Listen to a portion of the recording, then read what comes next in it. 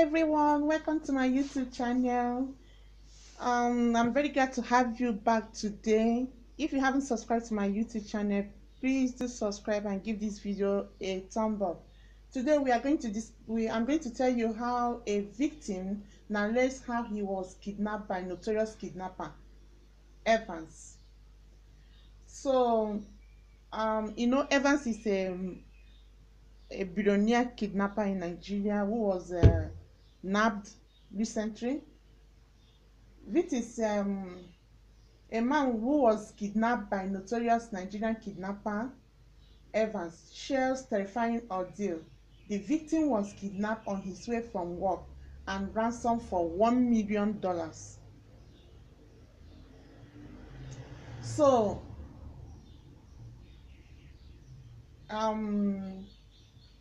so the victim was asked to pay $1 million. Evans was arrested by the Nigerian police on Saturday, June 10, following the arrest of notorious kidnapper Chukwudubem Onwamadike, also known as Evans, a man who was kidnapped by his gang, has come out to share his ordeal. So the man was the one narrating what he went through in the hands of Evans, the billionaire kidnapper.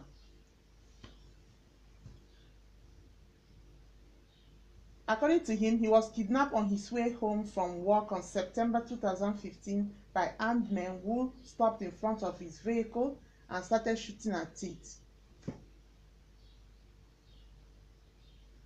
He explained that he was taken to a house where other victims were kept and guarded by members of the gang. Victims narrate how he kidnapped by notorious kidnapper Evans. The victim added that he was released on October 19, 2015, 8 days after he finished paying $1.2 million ransom to the gang.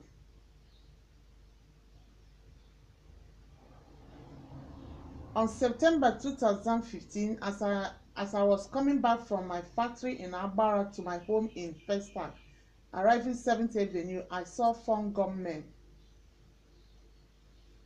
They stopped in front of my vehicle and started shooting while I was with my 2 drivers in my Hilux pickup.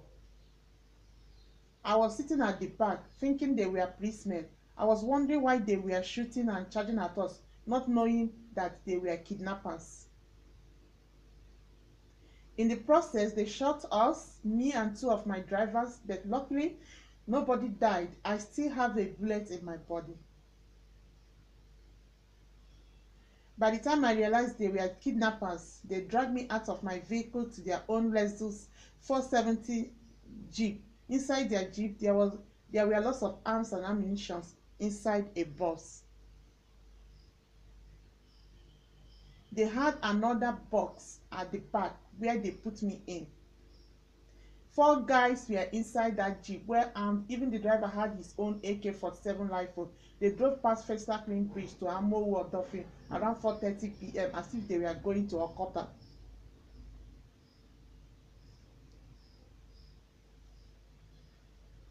Later, they came out of Oshodi Apapa Expressway. By this time, they had not blindfolded me, but they pushed my head down, lying bare on the floor of the car. One of them just heard me as I was seriously breathing. I never knew I would survive this. I couldn't remember the places they took me to because I was lying down. After a long journey, they stopped at a particular area. Those guys jumped down and another group came on board and zoomed off again. As we are going, we got to one house. They called the security guard who came and opened the gate, and they brought me out, gathered water, changed their clothes, and called one doctor. Whether he was quack or not, I do not know.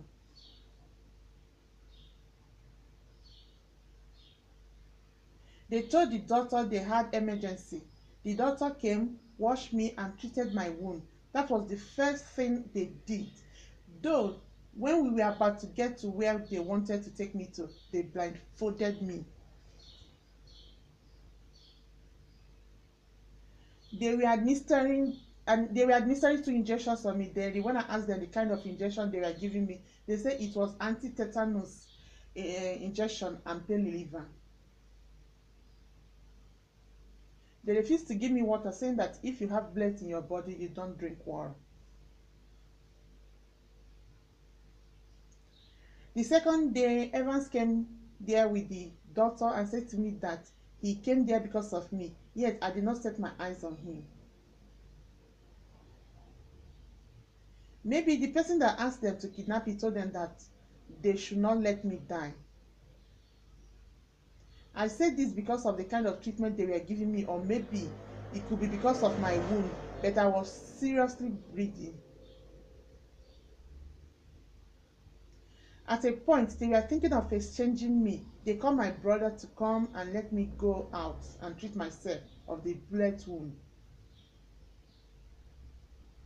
My elder brother accepted to come, but backed out at the end because those people, you never know what they plan. Maybe their plan was to capture the two of us before they would kill us. It was an ugly situation.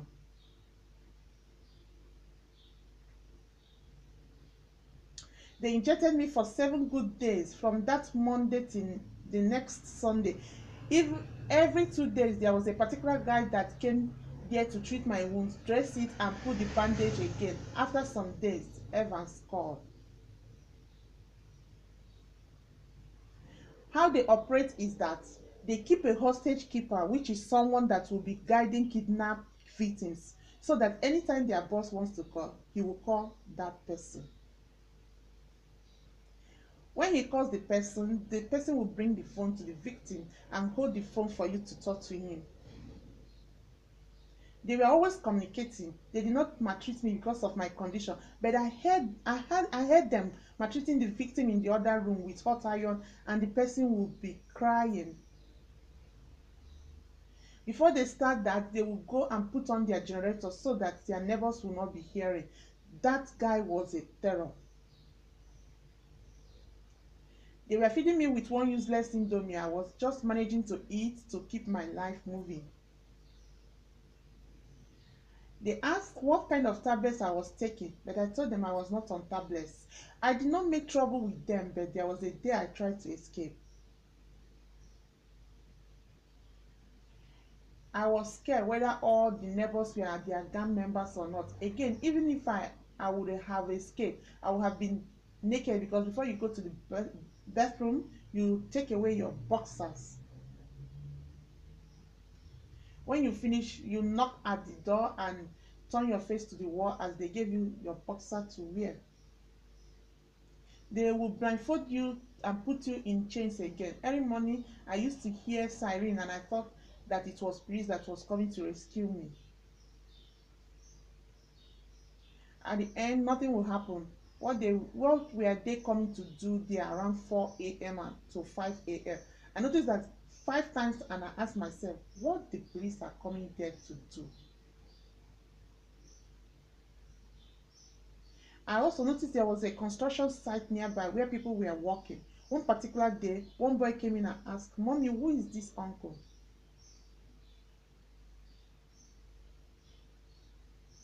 I was listening and waited to hear what the woman would say, but she did not say anything.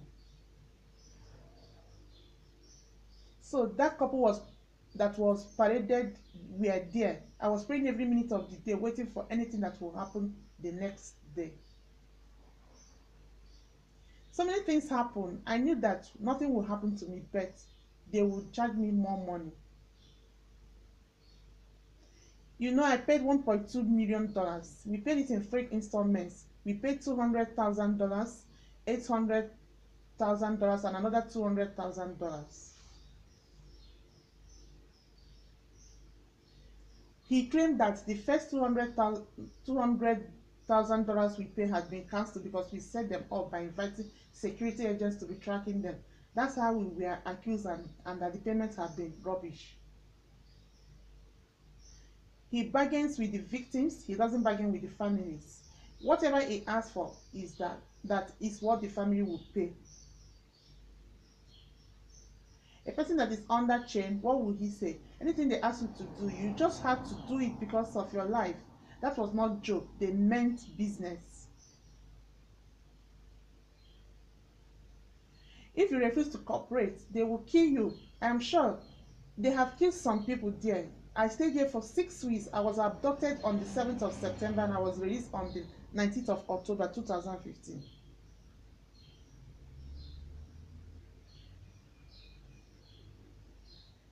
What led to my release? After I had finished paying the ransom, they still kept me for another 8 days. My people were worried, and I was worried too because I did not know what was going on outside.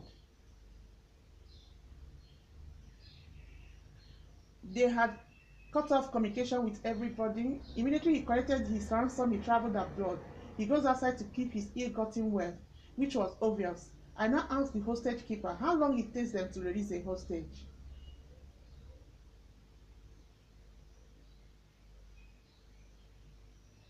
He said 4 days. And I asked again, why am I still here?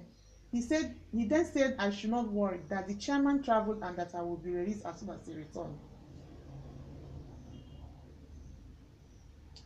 He said that I should see myself as a free man and relax. The man was a greedy man. Of all the money we paid, he didn't feed us well. His duty, I observed, was to collect money and drop victims.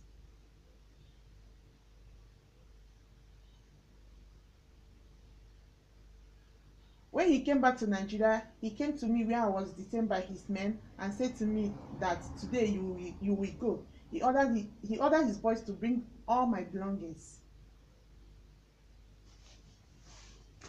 My my Rolex watch, my bag, my golden ring, and my sandals were nowhere to be found. Not to talk of cash, because all of them were criminals. All other variables were gone.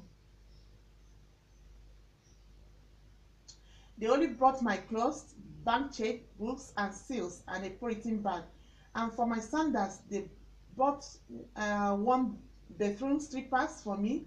Just imagine someone coming back from his office. Then he asked me to hold on till the road was free. It was about 5 p.m. How Evans promised to attend my Thanksgiving in church. As I was waiting, he came back and called me Nwa, which is my title name. Anytime he wanted to talk to me, he first called me Nwa.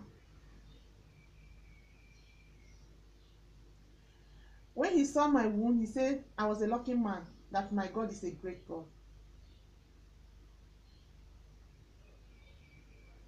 He said that I will live up to 100 years for surviving that gunshot.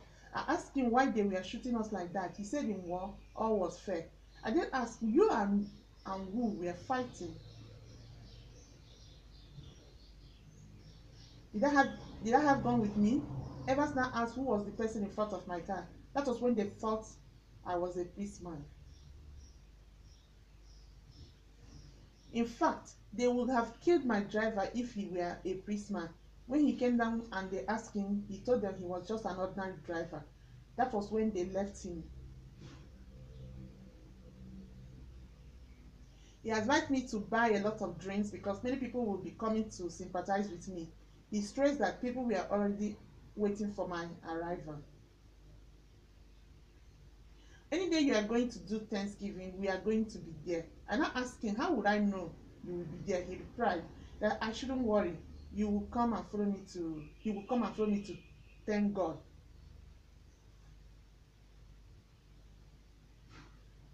Nwa, but your God is great. Oh, all these things he was talking, my mind was not there because I knew he was wicked.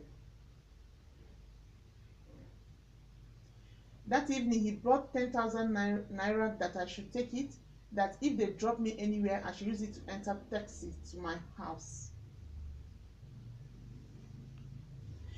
Or if I wanted, they could drop me in a nearby hotel so that I could call my people to come and carry me. But I told him to just drop me anywhere he wanted.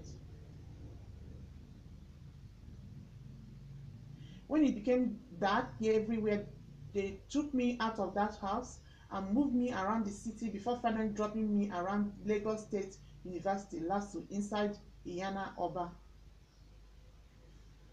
Even to walk was a problem because I had been in chains for long and all my bones had grown weak. I almost fell down while trying to cross the road because of my wobbling legs. I lost so much energy that I became weak, lean, and tired. Suya was the first thing I ate after my release from captivity. I called a motorcyclist to take me to any nearby bus stop, which he did. When I turned the other side, I saw one man selling roasted meat suya.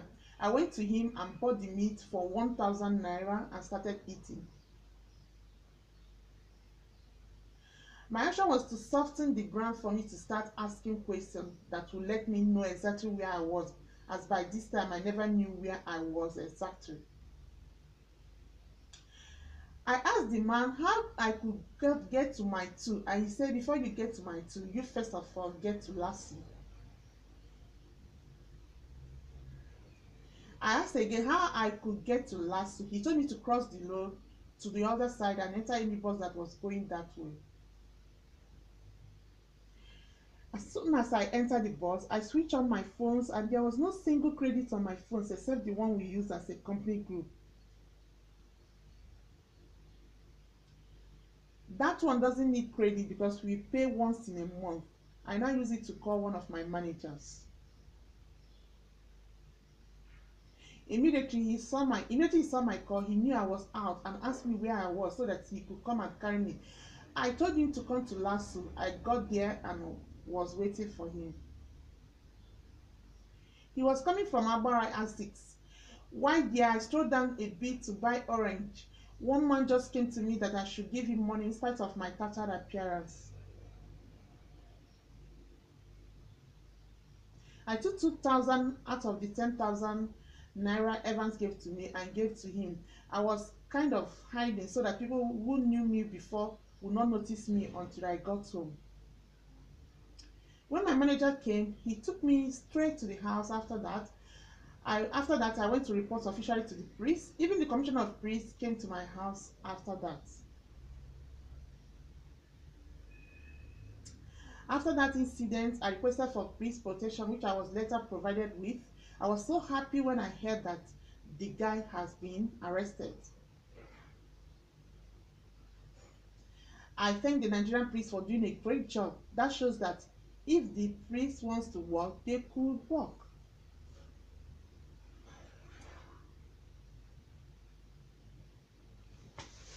Yeah, that is that ends the story to them. This is how a victim narrates how he was kidnapped and later dropped by on dropped on the road by this notorious kidnapper Evans. Thank God they didn't kill him. So I want to know what you think. Some people are, some people are voting that they want him to be released. Anyway, I don't have any feeling for people like Evans. I don't pity them because they are wicked, they are criminals. So I think Nigeria government will give all his victims justice that they deserve. I want all his victims to get justice that they deserve because this man is very wicked. He doesn't care what he's doing. He just do because of money. He feel he can do anything because of money. Kidnapping someone is not good. It's not good at all. So so that's what I don't support for him to be released at all. I want him to get what he deserves. So thank you for making our time to listen to this video. Tomorrow I'm going to give you more videos, more with interesting topics. Thank you once again and remain blessed. God bless you. Thanks. Bye.